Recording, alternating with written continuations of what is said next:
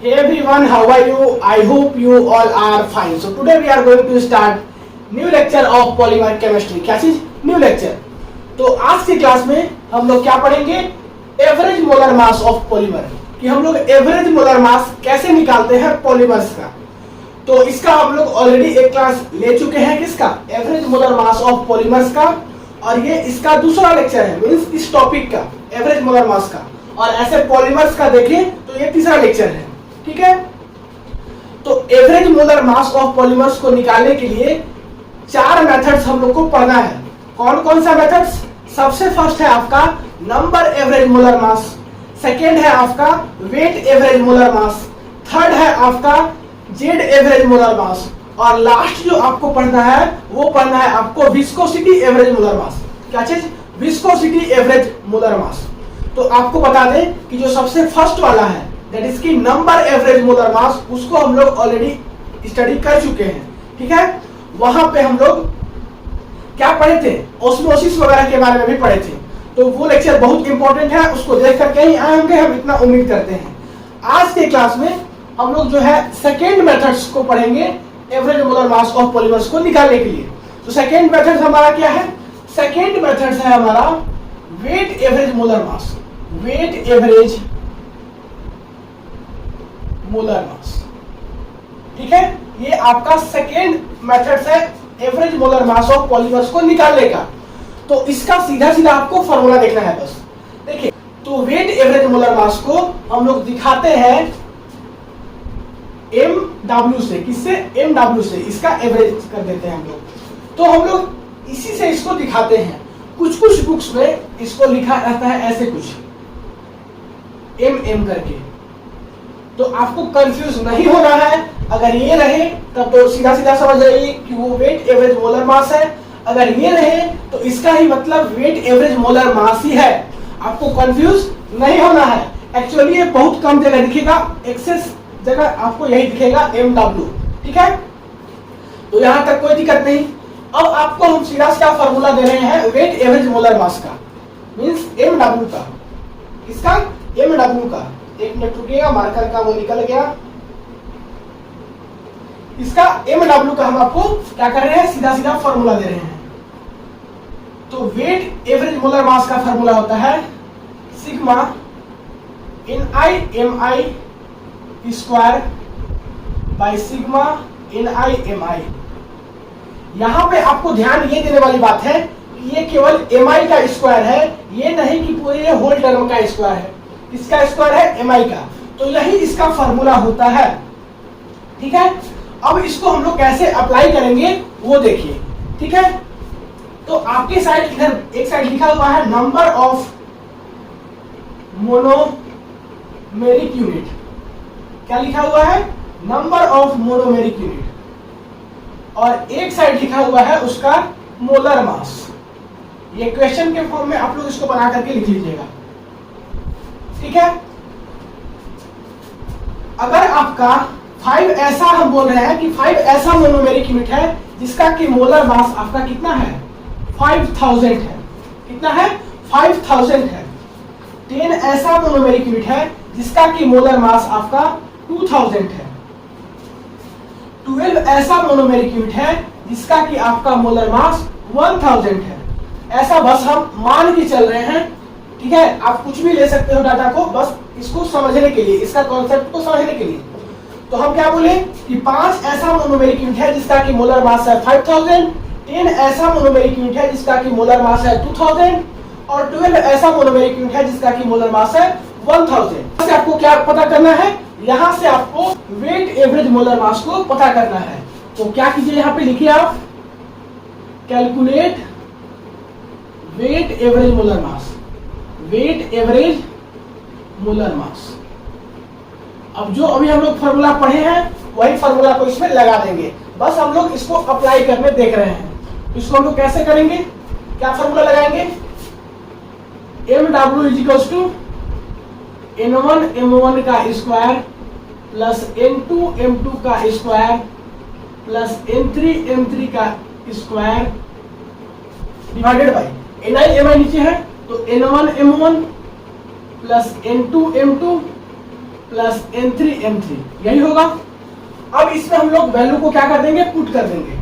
इसको आप लोग मान लीजिए N1 है, ये है आपका N2, ये है आपका N3, ये है आपका M1, ये है आपका M2, ये है आपका M3। तो वैल्यू को पुट कीजिए। यहां पे क्या होगा, 5 इंटू 5000 का स्क्वायर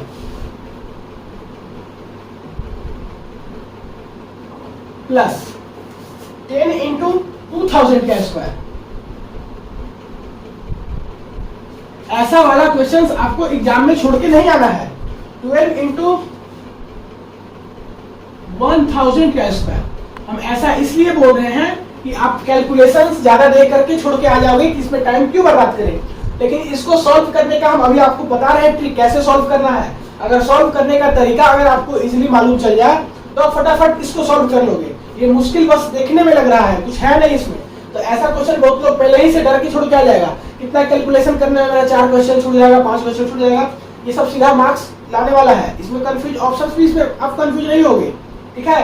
नीचे क्या है, N1 M1 means 5 into 5000 plus N2 M2 10 into 2000 plus 12 into 1000, यही है। अब हमको कैलकुलेट करना है। कैलकुलेट आपको करना है, हमको नहीं करना है, बस हम आपको बता रहे हैं कैसे करना है। जैसे कि अगर ये वाला टर्म को कर ले हम, जैसे इस टर्म को ले 5 इंटू 5000 का स्क्वायर, तो इसको कैसे करना है आपको वो बता रहे हैं, आप आगे वाला करना। तो इसको हम लोग कैसे लिख सकते हैं, इसको हम लोग ऐसे लिख सकते हैं क्या, 5 इंटू 10 टू द पावर 3 का स्क्वायर लिख सकते हैं, ऐसा लिख सकते हैं। तो ऐसा लिख सकते हैं तो 5 का स्क्वायर कितना हो जाएगा, 25 इंटू 10 टू द पावर कितना हो जाएगा, 6 10 टू द पावर 3 का square means 10 to the power 6। और आपके पास क्या टर्म है, 5 है, तो इंटू 5 कर देंगे तो कितना आ जाएगा, 25 into 10 to the power 6 means इस टर्म को हम लोग ऐसे लिख सकते हैं।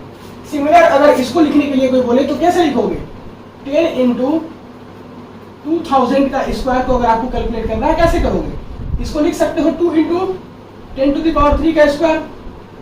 अब 2 का स्क्वायर कितना होगा 4, 10 टू द पावर 3 का स्क्वायर कितना होगा 10 टू द पावर 6, और यहाँ पे आपका 10 है तो 10 से मल्टीप्लाई करेंगे तो 40 इंटू 10 टू द पावर 6 हो जाएगा। मीन्स आपको ऐसे कैलकुलेट करना है। कैलकुलेट करना, उसके बाद फिर नीचे वाला तो सीधा सीधा कैलकुलेट कर लोगे, ठीक है। और कैलकुलेट करके फिर अपना आंसर निकाल लेना। तो आपको ट्रिक मालूम होना चाहिए कि किस तरीके से उसको हम लोग इजीली सॉल्व कर सकते हैं। तो आपका काम है आप इसको कैलकुलेट करके कमेंट बॉक्स में बताना कि इसका आंसर कितना आएगा, ठीक है। अब हम लोग बात करते हैं कि वेट एवरेज मोलर मास का मेथड ऑफ डिटरमिनेशन क्या होगा। जैसे कि हम लोग पढ़े थे किसका, नंबर एवरेज मोलर मास का। तो ये नीचे वाला टर्म थोड़ा सा मिटा दें, नीचे वाला टर्म मिटा दें, चलिए ये नीचे वाला मिटा देते हैं।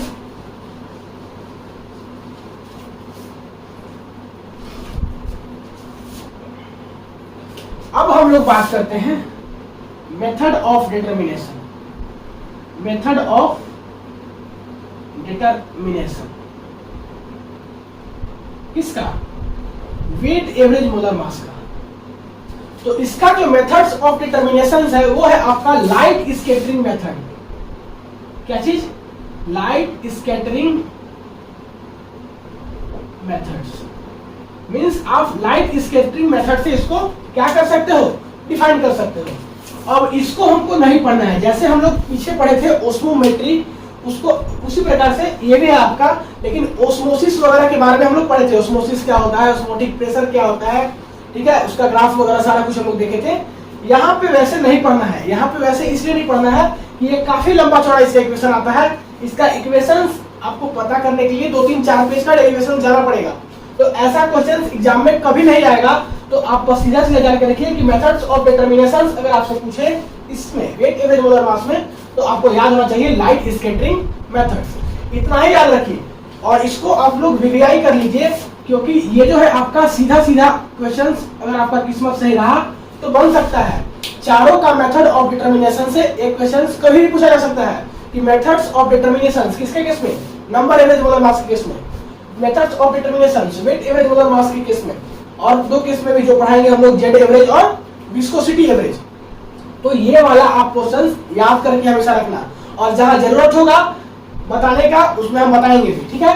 तो यहां तक उम्मीद करते हैं कोई दिक्कत नहीं हुआ होगा। अब हम लोग बात करते हैं जेड एवरेज मोलर मास। ठीक है, क्या चीज? जेड एवरेज मोलर मास। तो वीडियो को पॉज करके नोट कीजिए, हम मिटाएंगे, उसके बाद देखते हैं जेड एवरेज मोलर मास। चलिए मिटाते हैं, 1 2 3। अब हम लोग बात करते हैं जेड एवरेज मोलर मास। क्या चीज? जेड एवरेज मोलर मास। तो हेडिंग लगा लीजिए नंबर 3 दे करके, जेड एवरेज मोलर मास। क्या चीज? जेड एवरेज मोलर मास। इसको हम लोग दिखाते हैं mz से और ऊपर में लगा देते हैं एवरेज का साइन। ठीक है, तो ये बहुत इंपॉर्टेंट है, इसको भी आपको ध्यान से देखना है। सारा जो है आपको चारों का चारों इंपॉर्टेंट है। किसी को आपको कम वेटेज, किसी को ज्यादा वेटेज देकर के नहीं पढ़ना है, सबको बराबर पढ़ना है, क्योंकि ये चैप्टर ही छोटा है, छोटा चैप्टर है और यहाँ से एक क्वेश्चन कंफर्म है कि आना ही है, तो सारा कुछ को पकड़ के जाइए। ठीक है, जेड एवरेज मोलर मास को निकालने के लिए भी आपको एक सीधा सीधा फॉर्मूला दे रहे हैं, जैसे कि हम लोग दिए थे वेट एवरेज निकालने के लिए। तो इसका क्या फॉर्मूला होता है? जेड एवरेज मोलर मास का क्या फॉर्मूला होता है? समेशन ऑफ mi का cube divided by summation of mi square. ठीक है, ये होता है इसका फॉर्मूला। अब इसको अप्लाई कैसे करेंगे? तो आपको हम फिर से वही क्वेश्चन दे रहे हैं जो पीछे दिए थे। नंबर ऑफ मोनोमेरिक यूनिट एक साइड लिख लीजिए। देखिए ये सब जितना बार बार प्रैक्टिस कीजिएगा ना, उतना आपको क्या होगा, अच्छे से कॉन्सेप्ट समझ में आएगा। नंबर ऑफ मोनोमेरिक यूनिट और इधर इसका मोलर मास। शायद हमको जहां तक याद है कि 5 10 12 इसका मोनोमेरिक यूनिट था, इधर 5000 2000 1000 था। ठीक है, आपको कोई अलग भी डाटा लेना है तो कोई फर्क नहीं पड़ता है। 5 ऐसा मोनोमेरिक यूनिट है जिसका कि मोलर मास था हमारा 5000, 10 ऐसा मोनोमेरिक यूनिट है जिसका कि मोलर मास था 2000 और 12 ऐसा मोनोमेरिक यूनिट है जिसका कि मोलर मास था 1000। यही था क्वेश्चन। अब इसमें हमको क्या करना था कि पता करना था क्या चीज? Calculate Z average molar mass. ठीक है, यही हमको पता करना था, कैलकुलेट करना था। तो इसको आप लोग क्वेश्चंस बना करके लिख लेना, जैसे पीछे वाले में लिखे थे। ठीक है, और इस फार्मूला में कैसे हम लगाएंगे? mz का हमारा फार्मूला होता है ये वाला। इस फार्मूला में इसको कैसे अप्लाई करेंगे? तो इसको कुछ नहीं करना है, 5 × 5 ऐसा मोनोमेरिक यूनिट है जिसका कि मोलर मास कितना है 5000। तो इसको आप लोग मान लीजिए n1 n2 n3, इसको मान लीजिए m1 m2 m3। ठीक है, तो 5 × 5000 का क्यूब हो जाएगा। ठीक है, प्लस क्या हो जाएगा 10 × 2000 का क्यूब हो जाएगा, प्लस 12 × 1000 का क्या हो जाएगा, क्यूब हो जाएगा। नीचे क्या हो जाएगा 5 × 5000 का स्क्वायर हो जाएगा। ये n1 m1 स्क्वायर, n2 क्या है 10 × m2 स्क्वायर क्या है 2000 का स्क्वायर, प्लस m3 क्या है 12, m3 क्या है 1000 का स्क्वायर। तो इसको आप लोग कैलकुलेट करना और बताना कमेंट में कि mz का वैल्यू कितना आ रहा है, मींस जेड एवरेज का कितना वैल्यू आ रहा है, कैलकुलेट करके बताना, ये आपका काम है। अब हम लोग बात करते हैं मेथड्स ऑफ डिटरमिनेशन। किसका? जेड एवरेज मोलर मास का। क्या चीज? Methods of determination.